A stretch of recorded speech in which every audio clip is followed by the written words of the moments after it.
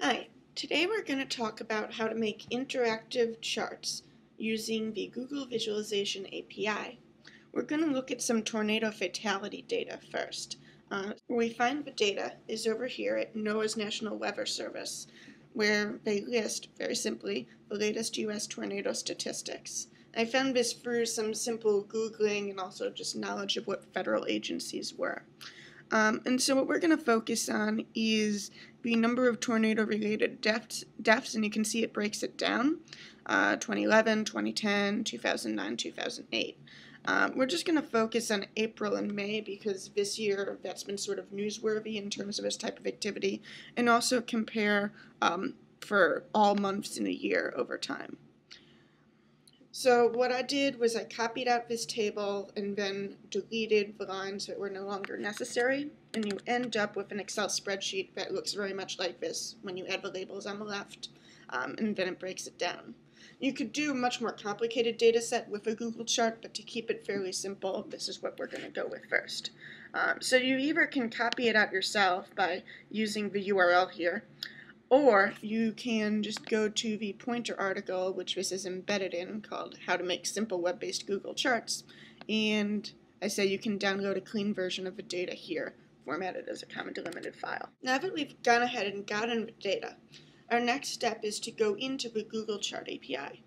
So this is a list of interactive charts they have available that you can make. You can also make your own and get a bit more complex, but for our purposes we're going to make an interactive bar chart.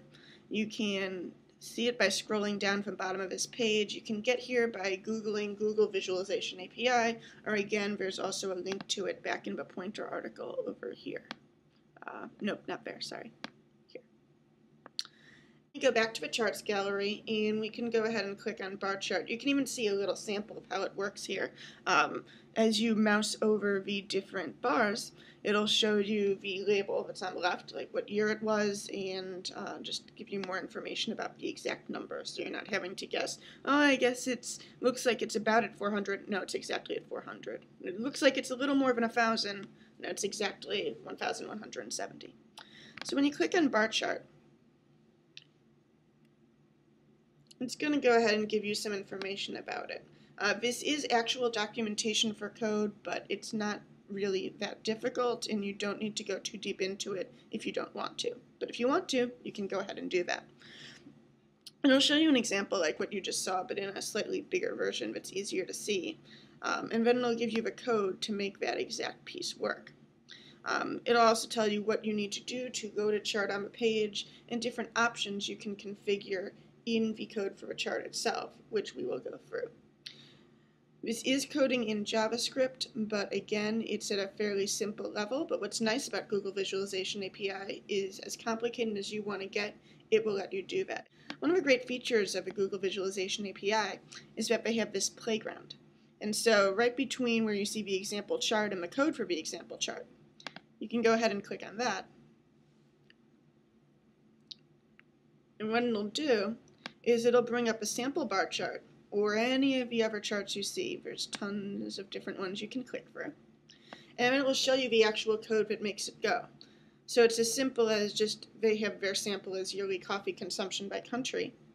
And so if I were to switch that out, again this will make it not accurate, but if I say that this is the United States and then I run it, you'll see that now the legend has changed accordingly. That if you wanted to change year, you would change this add column line in line 11, but since it's still a year, we're going to keep it the same. And then down here on lines 32 and 33, again, we'll keep 32 the same, but instead of cups, we're going to change it to fatalities. One other change we're going to make in this step is go back up to where it labels the different types of data. We're not going to be going by what we just changed to United States or Bulgaria. There's going to be an April line,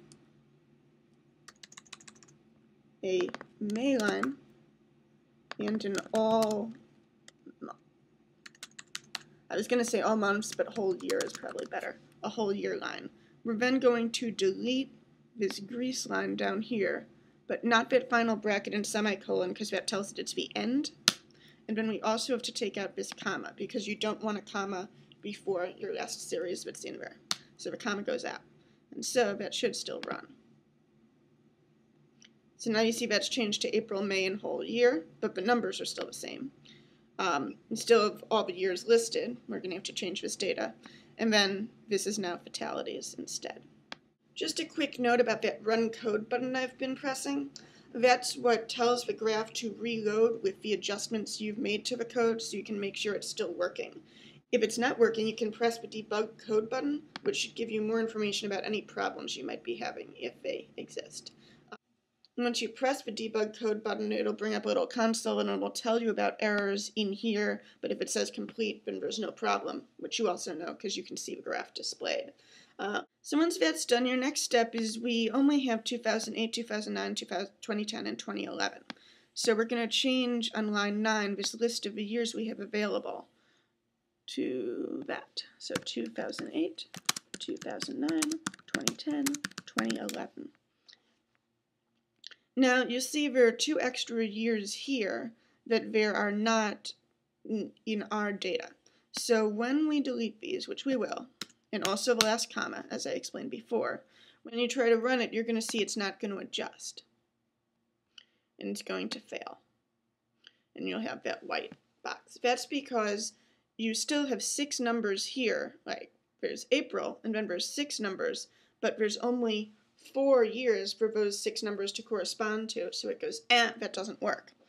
The solution here is going to be to go ahead and take our data and put it in. Since we have so few numbers, what I'm going to do is just go ahead and copy these in easily. I could even go ahead and type 0, 6, 11, 361, but to make this a little bit easier, I'll just go and highlight all the April numbers and replace them. I'm going to have to add the commas manually. What you'd want to be doing, and I'm just going to go ahead and do it for the others as I talk, but what you'd ideally want to be doing if you had more data is to go in and format them exactly as you see this formatting here. So adding a comma between every column, putting a bracket before the very beginning, making sure there's no comma at the end, and then bracket and comma after the last column. You could do that with a text editor and some simple find and replace. You could also do that with programming if you know how to do that. And then the last all years is going to be right down here.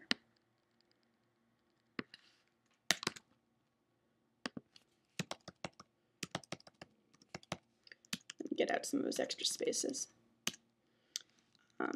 And so that should work. So now if I press the run code button again, it should reappear with accurate values. So now you'll see that we're almost done. The one part that still looks a little strange is there's this title on the top. And so this is where some of your options come in. Instead of title, we'll say tornado-related fatalities 2008 to 2011. And again, we could refresh that already, and it'll be right there. One other change I'd like to make here is I'd like to make that title a little bigger. So I'm going to say title text style, which I've put in here. I could adjust a few things in here, but I'm just going to stick to font size and say I'd like it to be 16. I'll close that and add a comma. And so now you see it's bigger. And you can still mouse over, and you see you get the information that in 2011, for the whole year, there were 504 tornado-related fatalities. 141 in May. Back in 2008 in May, there were 44, etc. And now we have an interactive graph. If you want to embed it on a page, you can just go to Edit HTML, and then it brings you a fully compiled HTML page that you can just go ahead and copy and paste and put into your CMS or host on a server or whatever you'd like. If you're doing it in the middle of your CMS and you're not making a full page, you're just going to want to focus on the part from this first script on line 13.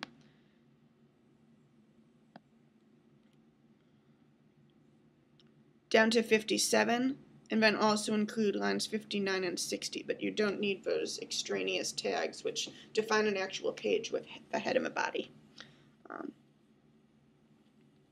And of course, for other options you can play with, and the best way to learn more about that is go to View Docs, which will bring you back to that page we were looking at originally, but maybe that'll make a little bit more sense now, hopefully, how you could change where an axis title position is, the colors that are used for the various charts if you don't happen to like what we already have, and this all goes in that bottom part.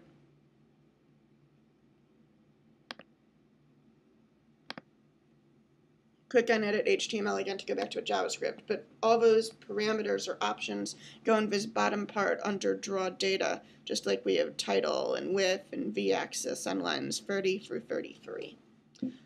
Hope that helps a little bit. It's definitely a fun tool to explore, and we have now, in hopefully less than 10 minutes, made a quick visualization that is interactive using the Google Visualization API. Thanks for watching.